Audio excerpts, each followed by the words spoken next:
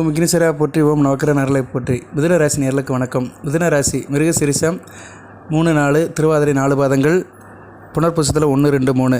மிதுன ராசிக்கு ராசிநாதன் நல்ல நிலமையில் இருக்கிறாருங்க. உங்கள் ராசிநாதன் உதயமாறாரு. நீச வக்கரத்திலிருந்து இன்றைக்கி ஏப்ரல் 19 சித்திரை 6ஆம் தேதி உதயமாறாரு. நல்ல விதமாக பார்க்கப்படுகிறது. மே 7ஆம் தேதி வரைக்கும் அவர் உங்கள் ராசி 10ஆம் இடத்துல நல்ல நிலைமையில் இருக்கிறாருங்க. இதனால் அளப்பரிய யோகத்தை கொடுக்குறாரு. ராசிநாதன் ரொம்ப முக்கியங்க. அதாவது ஒரு ராசிக்கு மற்ற கிரகங்கள் எவ்வளோ தான் சப்போர்ட் பண்ணாலும், சாதக பாதங்களை கொடுத்தாலுமே, ராசிநாதன் நல்ல நிலைமையில் இருந்தாருன்னா உங்களுக்கு எந்த பிரச்சனையும் அணுகாது. உங்கள் ராசிக்கு ஒரு கேடயமாக இருப்பார். உங்கள் வீட்டுக்கு ஒரு காம்பவுண்ட் சவர் மாதிரி உங்கள் ராசிநாதன். சரியா? உங்கள் உடலுக்கு ஹார்ட் ஆஃப் த பாடி, அது மாதிரி சொல்லி இருதயம் ராசிநாதன் தான். அப்பேற்பட்ட ராசிநாதன் புதன் இப்போ நல்ல நிலைமையில் வந்திருக்கிறாரு. உதயம் வராரு. இந்த புத்தாண்டில் உதயம் வராரு. பொதுவாக புதன் வருடத்துக்கு 3 to 4 தடவை, 3 தடவைலேருந்து 4 தடவை வக்கரம் அடைவார். வக்கரம் அடைஞ்சு நிவர்த்தி அடைவார். அதே மாதிரி இப்போ இந்த வருடம், இந்த குரோதி வருடம் முதல் தடவையாக உதயமாறாரு. அது நல்ல விதமாகவே பார்க்கப்படுகிறது. 10ஆம் இடம் ஒரு கர்மஸ்தானத்தில் உதயமாறாரு.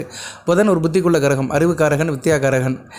கடுகு சிறுத்தாதும் காரம் சிறுக்காதுமாங்க. அது மாதிரி புதன் ஒரு சின்ன கிரகமாக இருந்தாலுமே, அலிக்கிரகமாக இருந்தாலுமே அவருடைய செயல்பாடு ரொம்ப வித்தியாசமானது. ஒரு மனிதனுக்கு பேச்சை கொடுக்குறவர் அவர் தான், படிப்பை கொடுக்குறவர் அவர் தான், வாழ்க்கையில் புத்திசாலித்தனத்தை கொடுக்குறவர் தான். வியாபாரம், தொழில் அறிவு, மற்றவங்கள்ட்ட எப்படி நடந்துக்கணும், ஒரு மரியாதை, இங்கீதம் எல்லாத்தையும் கொடுக்குறவர் புதன் தான். நட்புனாலே புதன் தான். நம்ம ஒருத்தர்கிட்ட நண்பா சிநேகிதமாக இருக்கும், இணக்கமாக இருக்கோம்னா அதுக்கு காரணம் புதன் தான். புதன் வளர்த்தவங்க நல்ல நண்பர்களாக இருப்பாங்க. நல்ல நட்பை நல்லா பாராட்டுவாங்க. அப்பேற்பட்ட புதன் உங்கள் ராசிநாதன் இருக்கிறதுக்கு நீங்கள் கொடுத்து வச்சுருக்கணும். அறிவுக்கு அப்பாற்பட்டு யோசிக்கிறவங்க மிதுன ராசினியர்கள். ஞான வீடு, புதனுடைய ஞான வீடு. புதனுக்கு 2 வீடு, மிதுனம், கன்னி. கன்னி அறிவு சார்ந்த வீடு, ஆராய்ச்சி சம்மந்தப்பட்ட வீடு.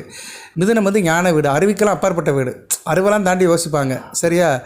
காய்ச்சலுக்கு பேராசிட்டமால் சாப்பிடாமல் எப்படி காய்ச்சலை குணப்படுத்தலாம் அப்படி நினைக்கிறவங்க. சில பேர் காய்ச்சல்னால் டக்குன்னு பேராசிட்டமாலை போட்டுருவாங்க, சரியாக போயிடும்னு. ஆனால் நீங்கள் அப்படி இல்லை. இந்த காய்ச்சல் வராமல் இருக்குது என்ன செய்யலாம் அப்படின்னு யோசிப்பீங்க. அப்படி வந்தாலும் இந்த மாத்திரை சாப்பிடாமல் எப்படி க்யூர் பண்ண முடியும்? இப்படி ஏதோ ஒரு விஷயத்தில் வித்தியாசமாக டிஃப்ரென்ஸாக அறிவுக்கு அப்பாற்பட்டு யோசிக்கிறவங்க, பாசிட்டிவாக யோசிக்கிறவங்க மிதுன ராசினியர்கள். அந்த மிதுன ராசினியர்களுக்கு 10ஆம் இடத்துல புதன் உதயமாகிறது வாழ்க்கை ஒரு எழுச்சியை கொடுக்குறாரு. சரியா? நல்லா இருக்குங்க, உங்களுக்கு சிறப்பாக இருக்குது. அடுத்து செவ்வாயும் 10ஆம் இடத்துக்கு வராரு. குரு உங்கள் ராசிக்கு 12ஆம் இடத்துக்கு வராரு. அடுத்தடுத்து குரு பயிற்சிக்கு வீடியோ போடுறேன். குரு பயிற்சி மத்தியமாக தான் இருக்கும். இந்த தடவை நடக்கிற குரு பயிற்சி ஓரளவு மத்திய பலனை தான் கொடுப்பாரு.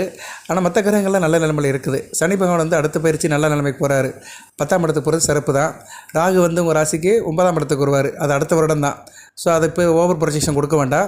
இப்போதைக்கு 10% குரு பயிற்சி, செவ்வாய் பயிற்சிலாம் சிறப்பாக இருக்குது. சுக்கிர பயிற்சி நல்லா தான் இருக்குது. சுக்கிரனும் அடுத்து 11ஆம் இடத்துக்கு வராரு. புதன் மிகச்சிறப்பாக இருக்கிறாரு. ஸோ மிதுன ராசிக்கு செவ்வாய், சுக்கிரன், புதன் இந்த 3 கிரகங்களும் நல்ல நிலைமையில் வருது.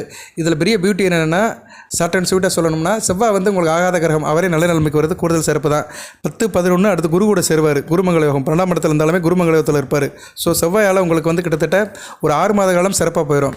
வருடத்தில் பாதி போயிடும். சரியா? உங்களுக்கு ஏப்ரல்லேருந்து அக்டோபர் வரைக்கும் கழிஞ்சிடும். செவ்வாயால் நல்ல நிலைமையில் போயிடும். ஸோ ஏப்ரல் டு அக்டோபர் செவ்வாய்க்கு மிதுன ராசிக்கு செவ்வாயால் நல்ல ஒரு யோகம் கிடைக்கும். சரியா? நேரில் இதுதான் ஜோதிடம். நிகழ்காலத்திலேருந்து எதிர்காலத்துக்கு ஒரு ப்ரொஜெக்ஷன் கொடுக்கணும். பார்த்தீங்களா? அதான் ஜோதிடம். அதாவது முதல் 2 இருக்குங்க. ப்ரிலிமினரி சர்வே, பெர்மனன்ட் சர்வே அப்படின்னு சொல்லுவாங்க.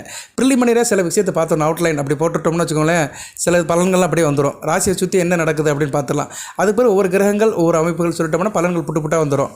ஓகே, அது ஒரு பக்கம் இருக்கட்டும். இப்போ செவ்வாயை பற்றி நான் அடுத்த வீடியோ போடுறேன். செவ்வாய்க்கு ஒரு தனி வீடியோ, குருவுக்கு தனி வீடியோ போடுறேன். ஏன்னா செவ்வாயோட காரகத்துவம் ஆதிபத்தி விசேஷம் வேறு, குருவோட காரகத்துவம் ஆதிபத்தி விசேஷம் வேறு. புதன் உங்கள் ராசிக்கு 1 4 கூடையவன். நீங்கள் 1 நீங்கள், உங்கள் மனம், உங்கள் உடல். அடுத்து 4ஆம் இடம் சுகஸ்தானம். நீங்கள், உங்கள் அம்மா, நீங்கள் ஈடுபடுற குடும்பத்தில் ஈடுபடுற அமைப்பு, மற்ற வண்டி வாகன அமைப்பு, இதெல்லாம் சேர்ந்து 4ஆம் இடம் வரும். சுகஸ்தானம். நீங்கள் எந்தெந்த விஷயத்தில் சுகப்படுறீங்களோ அதுக்கெல்லாம் 4ஆம் இடம் தான். அதுக்கும் காரணம் புதன் தான். அந்த புதன் இப்போ உங்கள் ராசிக்கு 10ஆம் இடத்துல உதயமாகிறது நீங்கள் இந்த காலகட்டத்தில் வேலை ரீதியாக, உத்தியோக ரீதியாக நிறைய பயணம் போகணும். சரியா? நிறைய ட்ராவல் பண்ணிகிட்டே இருப்பீங்க. அது உங்களுக்கு சந்தோஷத்தை கொடுக்கும். அதுபோக தாயோடைய மகிழ்ச்சிக்காக, உங்கள் தாயாரோடைய சந்தோஷத்துக்காக நிறைய பணத்தை செலவு பண்ணுற மாதிரி இருக்கும். அதுபோக புதனோட உதயம் உங்களுக்கு மன உறுதியை கொடுக்கும். சரியா? மே 7ஆம் தேதி வரைக்கும் நல்ல அமைப்பாக இருக்கும். அதுக்கடுத்து 11ஆம் இடத்துக்கு வந்தாலுமே, லாபஸ்தானத்துக்கு வந்தாலும் நல்ல அமைப்பாக தான் பார்ப்பார். சரியா? நல்ல விசேஷம் தான். பெண்களுக்கு புத்திர பாய்க்கத்து மேலே நல்ல ஒரு அமைப்பு இருக்கும். பிள்ளைகளால் நல்ல ஒரு ஏற்றம் இருக்கும். மன உறுதியை கொடுப்பார். மனம் நல்லபடியாக இருக்கும். எந்த ஒரு விஷயத்தையும் பகுத்தறிஞ்சு செய்வீங்க. புதனே எப்போயுமே ஒரு அறிவன். பகுத்தறிவினாலே புதன் தான். ஒரு விஷயத்தை பிரித்து பார்த்து செய்கிறது புதனுடைய திறமை. அதில் ரொம்ப டேலண்டாக இருப்பீங்க. புத்திசாலத்தோட எல்லா காரியத்தையும் அணுகுவீங்க. வியாபாரத்தில் புதிய ஆர்டர் இருக்கும். லாபம் ஈட்டுறதுக்கு, லாபத்தை வந்து இது பண்ணுறதுக்கு, லாபத்தை வந்து அதிகமாக்குறதுக்கு வந்து நிறைய இது பண்ணுவீங்க, நிறைய காரியங்கள் ஈடுபடுவீங்க. எப்படி லாபத்தை பெருக்கலாம், அதுக்கு என்னென்ன செய்யலாம், யார் யார்கிட்ட பேசலாம், என்னென்ன விஷயத்த மாற்றலாம் அப்படின்னு ஒரு பிளானிங் பண்ணுவீங்க. அதை நல்லபடியாக எக்ஸிக்யூட் பண்ணுவீங்க. லாபம் வந்து பன்மடங்கு இருக்கும். கூட்டு வியாபாரம் செய்வர்களுக்கு சிறப்பாக இருக்கும். புதிய நண்பர்களுடைய அறிமுகம் கிடைக்கும். அதனால் வந்து வியாபாரம் மிகச்சிறப்பாக போகும். பொருளாதாரத்தை பார்க்கும்போது நல்லா இருக்குங்க. பொருளாதாரம் நல்லாயிருக்கும். வெளிநாட்டில் இருக்கிறவங்க, மிதுன ராசியில் வெளிநாடு வெளிமாநில சம்மந்தப்பட்ட தொழில் உத்தியோகத்தில் இருக்கிறவங்களுக்கு நல்ல சம்பாத்தியம் இருக்கும். நல்ல ஒரு அதிர்ஷ்டகாலமாக பார்க்கப்படுகிறது. கணவனுடைய உறவு நல்லாயிருக்கும். சரியா, ஒருத்தருக்கு ஒருத்தர் நல்லா துணையோட நல்லபடியாக இணக்கமாக இருப்பீங்க. உறவில் நல்ல ஒரு மதிப்பு இருக்கும். சந்தோஷமாக இருப்பீங்க. நல்ல உறவை வந்து வலுப்படுத்திக்கிருவீங்க. இந்த காலகட்டத்தில் உற்சாகமாக இருப்பீங்க. தேக ஆரோக்கியம் நல்லாயிருக்கும். ஆரோக்கியமாக இருப்பீங்க. சிறப்பாகவே பார்க்கப்படுகிறது. அடுத்தடுத்து நல்லா இருக்குதுங்க. புதனும் நல்ல நிலைமைக்கு இருக்கிறாரு. சுக்கிரன் நல்ல நிலைமையில் இருக்கிறாரு. உங்களுக்கு ராசிக்கு குடைச்சலை கொடுக்குற செவ்வாய் நல்ல நிலைமைக்கு வரப்போகிறார். ஏப்ரல் 22 9ஆம் இடத்துல 10ஆம் இடத்துக்கு வந்துட்டாருன்னா மிகச்சிறப்பாக இருக்கும். 10ஆம் இடத்துல ராகுவோடு சேர்ந்தாலுமே ஒன்றும் பிரச்சனை இல்லை. ஏன்னா செவ்வாய் 10ஆம் இடத்துல ராகுவோடு சேர்ந்து இருக்கலாம். ஓகே, அந்நேரம் 10 கூடையவன் வந்து 12ஆம் இடத்துல இருப்பார். யார்? குரு பகவான். பார்த்துக்கலாம். சரியா, கொஞ்சம் விரயம் இருக்கும். வெளிநாடு வெளிமாநில அலைச்சல் இருக்கும். பலன்கள் நல்லாயிருக்கும். பெனிஃபிட் நல்லபடியாக இருக்கும். ஆனால் கொஞ்சம் அலைச்சலோடு இருக்கும். அதை வந்து இப்பயே சொல்லிடுறேன். ஓகே, இப்போ வந்து 10ஆம் இடத்துல இருக்க புதன் வியாபாரத்தில் ஒரு ஆர்வத்தை கொடுப்பாரு. ஈடுபடுற தொழிலில் வந்து நல்ல ஒரு ஏற்றம் இருக்கும். அதில் உங்களுக்கு திறமையும் நல்லபடியாக இருக்கும். வருமானம் நல்லபடியாக முன்னேற்றமாக இருக்கும். பேசி பொழைக்கிறவங்களும் நல்லாயிருக்கும். பேச்சு பொழைக்கிறவங்க, டீச்சர் வேலை, வக்கீல் வேலை, அப்புறம் டப்பிங் குரல் கொடுக்குறவங்க, பின்னணி திரைப்பட பாடல்கள், எங்களை போன்ற ஜோதிடர்கள், தர்க்கம் பேசுகிறவங்க, சட்டம் பேசுகிறவங்க, இவங்களுக்கு நல்லாயிருக்கும். எழுத்துத்துறையில் இருக்கிறவங்க நல்லாயிருக்கும். எழுத்து பணியில் இருக்கிறவங்க, அக்கௌண்டன்ட், ரைட்டர்ஸ், கதை வசனம், இலக்கணம், இதுவங்களுக்கு நல்லாயிருக்கும். அதுபோக கலை தொடர்பில் இருக்கிறவங்களும் நல்லாயிருக்கும். கலை, சின்னத்திரை, பெரிய திரை, வெள்ளித்திரை, இசை, நாடகம், இப்படி நிறைய சொல்லிட்டே போகலாம். கணிதமும் நல்லாயிருக்கும். கணிதம், விஞ்ஞானம் சிறப்பாக இருக்கும். விஞ்ஞானம்னா நிறையா இருக்குது. இன்றைக்கி ஆராய்ச்சி சம்மந்தப்பட்டது எல்லாத்துமே விஞ்ஞானம் தான். ஸோ சயின்டிஸ்ட்டாக இருக்கிறவங்க, சயின்ஸ் ரீதியாக இருக்கிறவங்க, சயின்ஸ் படித்தவங்க, மேத்தமெட்டிக்ஸ் படித்தவங்க, அது சம்மந்தப்பட்ட தொழிலில் இருக்கிறவங்க, ஆடிட்டர், அக்கௌண்டன்ட், இவங்களுக்குலாம் நல்லபடியாக பார்க்கப்படுகிறது. எக்கனாமிக்ஸ், காமர்ஸ் படித்து அதில் சிஏவாக இருக்கிறவங்க, ஆடிட்டராக இருக்கிறவங்களுக்குலாம் வருகின்ற ஏப்ரல் 19 மே 7 வரைக்கும் மிகச்சிறப்பாக இருக்கும். அதுக்காகட்டும் நல்லா தான் இருக்கும். மேசத்தில் இருக்கிற போது நல்ல அமைப்பை தான் கொடுப்பாரு. மேசத்துலேயே நல்ல ஒரு ரீச் பண்ண வைப்பார். 11ஆம் இடத்துல நல்ல அமைப்பை கொடுப்பார். ஓகே, அதுபோக வந்து வானசாஸ்திரம், சித்திரக்கலைகள், தர்க்கவாதங்கள் பண்ணுறவங்களும் சிறப்பாக பார்க்கப்படுகிறது. அதே மாதிரி நீங்கள் வந்து நல்லா இருப்பீங்க. சரியா, பண பழக்க வழக்கம் தாராளமாக இருக்கும். இதுலேயும் எப்போதும் ஆதாரமான போட இருப்பீங்க. சரியா, ஆதாயமாக இருப்பீங்க. சொல்லுவாங்களா, ஆதாய மனப்பாடமோடு இருப்பீங்க. உண்மையாகவும் இருப்பீங்க. விசுவாசமுள்ள ஆளாகவும் இருப்பீங்க. உங்கள்கிட்ட வேலை பார்க்குற வேலையாட்கள் விசுவாசமாக இருப்பாங்க. நல்லபடியாக பார்க்கப்படுகிறதுங்க. இந்த புதனுடைய உதயம் நல்லபடியாக பார்க்கப்படுகிறது. மற்ற கிரகங்கள் கொஞ்சம் முன்னுக்கு பின் முரணாக இருந்தாலுமே நல்லபடியாக பார்க்கப்படுகிறது. இப்போதைக்கு வந்து உங்களுக்கு பிரச்சனைன்னு சொன்னோம்னா, உங்கள் ராசிக்கு வந்து ராசியில் வந்து எந்த கிரகமும் இல்லை. 4ஆம் இடத்துல கேது இருக்கிறாரு. குரு பயிற்சி பின்னாடி கேது சுபத்துவம் ஆயிடுவார். உங்களுக்கு வந்து தாய் வழி உறவு நல்லாயிருக்கும். தப்பன் வழி நல்லாயிருக்கும். வண்டி வாகன யோகனங்கள்லாம் நல்லபடியாக இருக்கும். விவசாயம் சிறப்பாக இருக்கும். அப்படியே வந்தோம்னா அடுத்து வந்து ராசிக்கு 9ஆம் இடத்துல சனி செவ்வாய் சேர்ந்துருக்காங்க. இதனால் என்ன தாப்பன விஷயத்தில் சில முரண்பாடு இருக்கும். மற்றபடி சனி செவ்வாயை வந்து செவ்வாய் வந்து இப்போ 2 பேருமே இப்போ குருசாரத்தில் போகிறதுனால ஓரளவு நியூட்ரலாக இருக்கும். இந்த புரட்டாதி நட்சத்திரத்தில் போகிறதுனால ஏப்ரல் 3 ஒரு நல்ல ஒரு மாற்றம் இருக்கும். அந்த மாற்றம் அப்படியே கண்டினியூ ஆகும். அதுக்கடுத்து 10ஆம் இடத்துல ராகு, சுக்கிரன், புதனை பற்றி இப்போ பேசிகிட்டு இருக்கிறோம். ஸோ புதன் அடுத்த நல்ல நம்மளுக்கு வராரு. குரு வந்து 11ஆம் இடத்துலேருந்து 12ஆம் இடத்துக்கு வராரு. அது ஒன்று தான் விரயம். சரியா, அவங்க ராசிக்கு 7, 10 கூட 12ஆம் இடத்துக்கு வரதுனால தொழில் விஷயமாக கொஞ்சம் வெளியூர் வெளிமாநிலம் இந்த தொடர்பில் இருக்கும் குரு பயிற்சிக்கு பின்னாடி.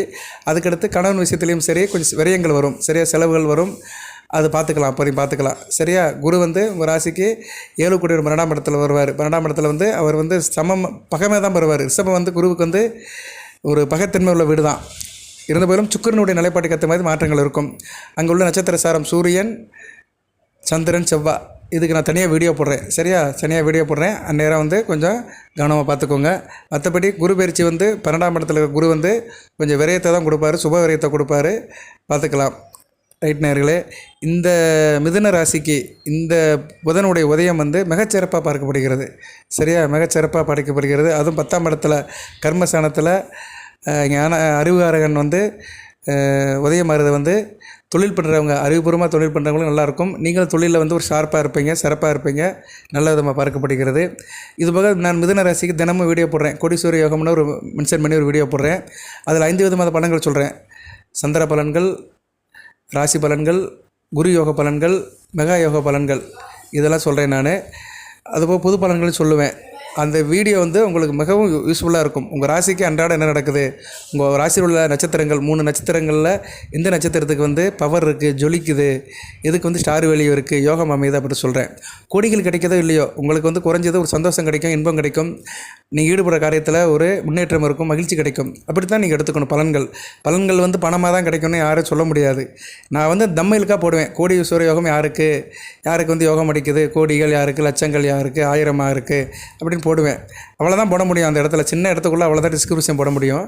ஆனால் வீடியோ கண்டென்ட் வந்து நீங்கள் பார்த்தீங்கன்னா உள்ளே வந்து நிறைய பேசியிருப்பேன். அதுக்கேற்ற மாதிரி இருக்கும்.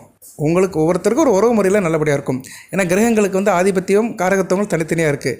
இப்போ புதனை எடுத்துக்கிட்டோம்னா அறிவு காரகன், நட்பு, புத்திசாலித்தனம், வியாபாரம், பன்முகத்தன்மை எல்லாத்துக்கும் புதன் தான் வருவார். கைத்தொழில் பண்ணுறவங்களும் மிகச்சிறப்பாக இருக்கும். 10ஆம் இடம் தொழில் ஸ்தானம் அல்லவா. இப்போ மிதுன ராசியில் கைத்தொழில் பண்ணுறவங்களும் நல்லாயிருக்கும். சரியா, எந்த தொழிலாக இருந்தாலும் சரி, கைத்தொழில் வச்சுருக்கிறவங்க, வீட்டோட வேலை பார்க்குறவங்களுக்கு நல்லாயிருக்கும். எதுக்கு சொல்ல வரேன்னா சிறு குறு வியாபாரிகளுக்கு நல்லாயிருக்கும். ஸோ அந்த கிரகத்துடைய காரகத்துவம், அந்த கிரகத்துடைய செயல்பாடுகள் என்ன, அதோட ஆதிபத்திய விசேஷம் என்ன. புதன்னா வந்து உங்கள் ராசிக்கு 1 4 கூடியவன். நீங்கள் உங்கள் மனம், உங்கள் சிந்தனை, உங்கள் உடல், தேக ஆரோக்கியம். அதுக்கடுத்து 4ஆம் இடம் சுகஸ்தானம், தாயாரை பற்றி சொல்கிறது, வண்டி வாகனத்தை பற்றி சொல்கிறது. இப்படி தான் பலன்கள் போகும். இப்படி ஒவ்வொரு கிரகத்துக்குமே காரகத்துவமும் ஆதிபத்திய விசேஷம் இருக்கும். அந்த கிரகங்கள் அதுக்கேற்ற மாதிரி நல்ல இடத்துல இருந்துச்சுன்னா அந்த காரகத்துவமும் நல்லபடியாக இருக்கும், ஆதிபத்திய விசேஷம் நல்லபடியாக நடக்கும். அதுக்கு மாறாக மாறி நின்றுச்சுன்னா பிரச்சனை வரும். சரியா, பாதகங்கள் ஏற்படும். ஸோ சாதகம் பாதகம் ரெண்டும் சேர்ந்து தான் வாழ்க்கை. தனி மனித வாழ்க்கைக்கு இன்பமும் துன்பமும் மாறி மாறி வந்துக்கிட்டு தான் இருக்கும். ஏற்றம் இறக்கம் இருக்க தான் செய்யும். இதில் வந்து எபோ அவரேஜாக எது இருக்கோ அதுக்கு தான் பலன்கள் கிடைக்கும். குணம் நாடி குற்றம் நாடி அதில் மிக நாடி மிக்க குழல் அப்படின்னு திருவள்ளுவர் சொன்ன மாதிரி ஆவரேஜ் பண்ணி அதில் எது ஈவு மீதி அப்படின்னு சொல்கிற மாதிரி எது கூடுதலாக இருக்கோ அதுக்கேற்ற மாதிரி சாதக பாதங்கள் நடக்கும். இப்போதைக்கு நல்லா இருக்குங்க. 3 கிரகங்கள் நல்லா இருக்குது உங்களுக்கு. குரு ஒரு பக்கம் ஓரமாக ஒதுங்கினாலுமே 12ஆம் இடத்துல மறைஞ்சாலுமே இவர் நல்லபடியாக இருக்கிறார். சுக்கிரன், புதன், அடுத்து செவ்வாயும் நல்ல நிலைமையில் இருக்கிறாரு. சூரியனும் ஓரளவு நல்ல நிலைமையில் தான் இருக்கிறார். 11ஆம் இடத்துல இருக்கிறாரு. சிறப்பு தான். சித்திரை மாதம் முழுக்க ஓரளவு ஆளுமை அதிகாரத்தோடு தான் இருப்பீங்க. சிறப்பாக தான் பார்க்கப்படுகிறது. அடுத்த ஒரு 12ஆம் இடத்துக்கு வந்தாலுமே குருவோட சேர்ந்து தான் இருப்பார். அதுவும் நல்லது தான். ஒரு ராசிக்கு 3 கூடிய ஒரு 12ஆம் இடத்துல குருவோட சேர்ந்து இருக்கிறது நல்ல விசேஷம் தான். கொஞ்சம் முனைப்பாக இருப்பீங்க. சரியா, குருவோட எந்த கிரகம் சேருதோ அந்த கிரகம் நல்லா புனிதப்படும். சரியா, நல்ல விஷயமாக தான் பார்க்கப்படுகிறது. ஸோ சூரியனும் அடுத்து ஒரு 2 மாதத்துக்கு நல்லா இருக்கிறாரு. இப்படி தாங்க ப்ரெடிக்ஷன் போகும். சரியா, கோச்சார பலன்களை வந்து ஒட்டுமொத்தமாக ஒரு வருஷத்துக்குலாம் யாராலும் சொல்ல முடியாது. அப்படி யாராவது சொல்கிறாங்களா சும்மா உட்காந்துட்டு பேசிட்டு போகிறாங்கன்னு அர்த்தம். போதி ஜுவரத்தில் அப்படி சொல்லவே மாட்டேன். அப்பப்போ வீடியோ போட்டுக்கிட்டே இருப்பேன். நம்ம வீடியோ தொடர்ந்து பார்க்குறவங்களுக்கு தெரியும். மிதுன ராசிக்கு நான் போடுறேன். கிட்டத்தட்ட ஒரு 2 வருஷமாக போடுறேன். நிறைய நேரில் அதை அப்ரிசியேட் பண்ணுறாங்க, தொடர்ந்து பார்க்கவும் செய்கிறாங்க. அப்பப்போ க்ளோஸாக மானிட்டர் பண்ணுவேன். அவ்வளோதான். அதாவது எப்படின்னா படிக்கிற மாணவனுக்கு கோச்சிங் கொடுக்குற மாதிரி தான். அவன் நல்லா படித்தாலும் சரி, மக்கா இருந்தாலும் சரி, அவனுக்கு வந்து சொல்லிக் கொடுத்துட்டே இருக்கணும். குழந்தைக்கு வந்து அந்த சாப்பாடு ஸ்பூனில் கொடுக்குற மாதிரி தான். தேவைக்கு 3 நேரம் கொஞ்சம் கொஞ்சமாக கொடுத்தோம்னா குழந்தையும் நல்லா சாப்பிடும், அதுக்கு நல்லா பசி எடுக்கும், நல்லா ஜீரணமும் ஆகும், ஆரோக்கியமாகவும் இருக்கும். அப்படி தான் பலன்களை சொல்லணும். சும்மா குரு பயிற்சி பலன்கள் ஒரு வருடத்துக்கு பிரம்மன் எழுதிய தலையெழுத்து, சிவன் எழுதிய தலையெழுத்து யாரும் எழுதலை. பிரம்மனும் எழுதலை, சிவனும் எழுதலை. கிரகங்கள் இது வந்து ஒரு இதுதான். நம்ம பூமி மாதிரி புதனும் ஒரு கிரகம் தான், செவ்வாயும் ஒரு கிரகம் தான். நம்ம பூமியில் எப்படி நீர், நிலம், காற்று, பஞ்சபூதங்களால் ஆளுகள் இருக்கோ, ஆளுமையில் இருக்கோ, அதே மாதிரி மற்ற கிரகங்கள் அப்படி இருக்குது. அந்த கிரகங்களுடைய தாக்கம் வந்து இங்கே பூமியில் உள்ள ஜீவராசி மேலே படும்போது அது வேறு தாக்கத்தை கொடுக்கு. அவ்வளோதான். ஜோதிடங்கிறது வந்து அறிவியல் தான், சயின்ஸ் தான். அடுத்து மேக்ஸ், கணக்கு போட்டு பார்க்குறது. அவ்வளோதான். ரெண்டும் நிறைஞ்சது தான் ஜோதிடம். மற்றபடி வேறு இதில் ஒன்றும் மாய விஜால வித்தைகள்லாம் கிடையாது. ஆன்மீகத்தை ஏன் கொண்டு வந்தாங்கன்னா மனிதன் அதுக்கு தான் பயப்பு விடுவான்.